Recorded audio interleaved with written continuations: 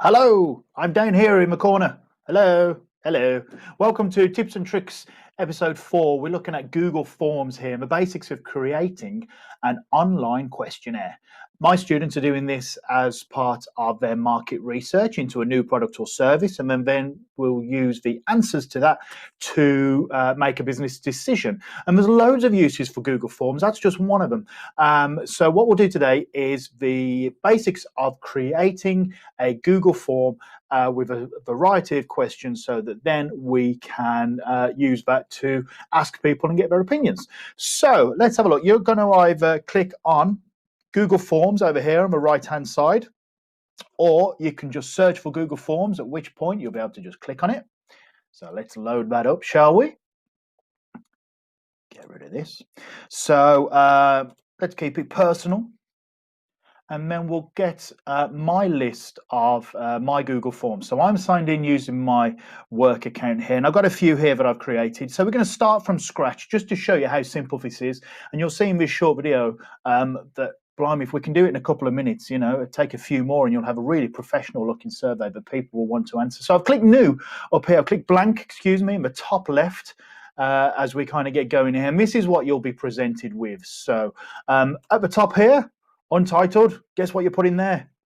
It's a title. So, test survey for tips and tricks. There we go. Lovely. We're going to put a description in there as well. I'm going to spell it right though. Just a tester.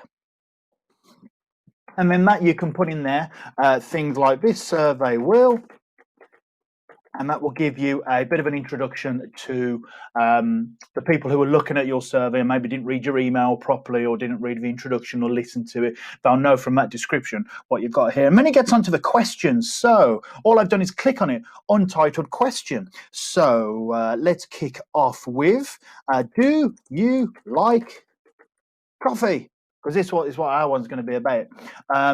We can have multiple choice for that. We can have option 1. Yes. We can have another option. Okay, so let's add an option here. We can have no, and it's done that for me automatically. Oh my word, Google, you are so clever. Thank you. And then that's my question. I'm quite happy with that, to be honest with you. I'm going to make it a required question down here in the bottom right. I've got a couple of other things I can do here. If I click my menu item, let's move me out the way a little bit here. Okay, I can change my the types of my questions. I can give a description to it if I wanted to kind of give a bit of background to it. I can get rid of it if I'm not happy with it. I want to change it out, and if I want to ask the question again but maybe change something briefly, I can do that there as well. So that is one question. I'm happy with that. Let's leave that as it is. Now to add another question, all I'm going to do is up here on the right hand side. Let me kind of spotlight that for you a bit here. I'm over here. We've got a menu bar here of things we'll be able to do. We can import questions from other areas. We won't be using that. We can put titles and descriptions to different sections of the survey as well. We can add images if we wanted to put a picture of a cup of coffee or something to make it a bit more interesting. We can add a video if you want to get people's opinion on an advert or something like that. And we can add a whole new section there, so you can split it into different sections that you want. But all we're going to do, add another question. Let's get rid of a highlighting here. There we go. I'll stay up top here. I go very bright in this light. It's nice to see you all, and I hope it's nice to see me. Of course it is. So we've got this multiple choice, and then we can change it up a little bit. This multiple choice one we've done will give us quantitative data. We will know numbers of how many people like coffee and how many people don't. That's really what it will do for us. But let's say we want to get a bit more in depth on that.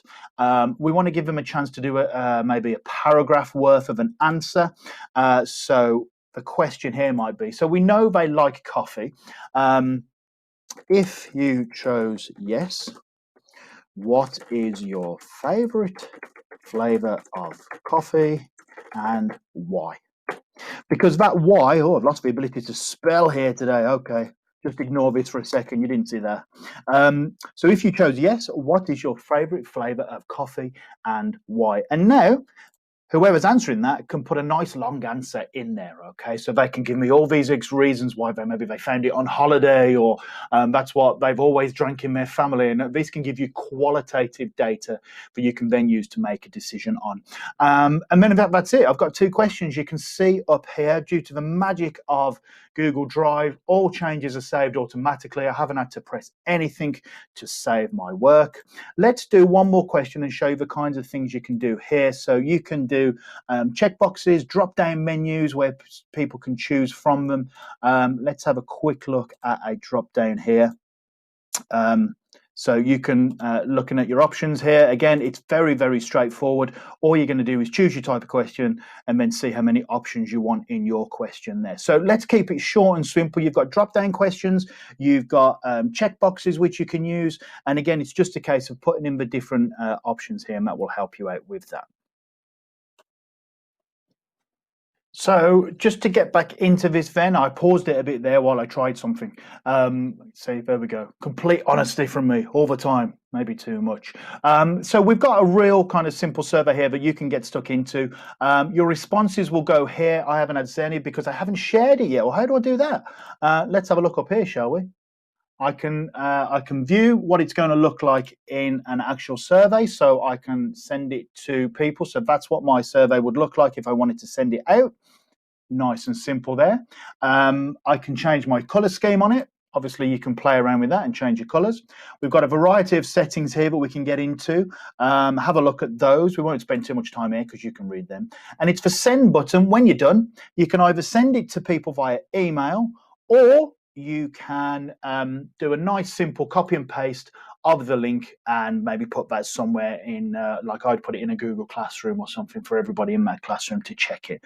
So that's how you send it out to people. Simple as that. And then they'll be able to do it very easily with their Google account and do that. And that is it, really. It saves all along for you. So the main things are, I've got my theme bar here at the side, which is saved there. The main things we've got are, we've got our titles, we've got our descriptions, we've got our questions, we've got our different types of questions that we can choose from here. And that's about it. Once you've done it, send it, get the link, everything saves automatically. That is how, there we go, it's done the title for us. That is how we do a very simple Google Forms. So I hope that was useful to you there. That is how quick and easy it is to do. As long as you've got your questions that you know you want to ask, bang, you can do one of these, no problem at all, and send it out to people and get your responses just like that, which in realistic terms is essentially what businesses are having to do anyway. We can't go face to face, and it's very tricky to get to call centers and things like that to make these phone calls. People are working from home, so a lot of market research is being done online. So this is realistic to what is actually happening in the business world at the moment. So I hope that was useful. Thank you for watching Tips and Tricks episode 4, the basics of creating Google Forms. Any questions, drop them in the comments or drop me a message on any of the social media sites or your email. And I look forward to hearing from you soon. I hope you found it useful. Bye.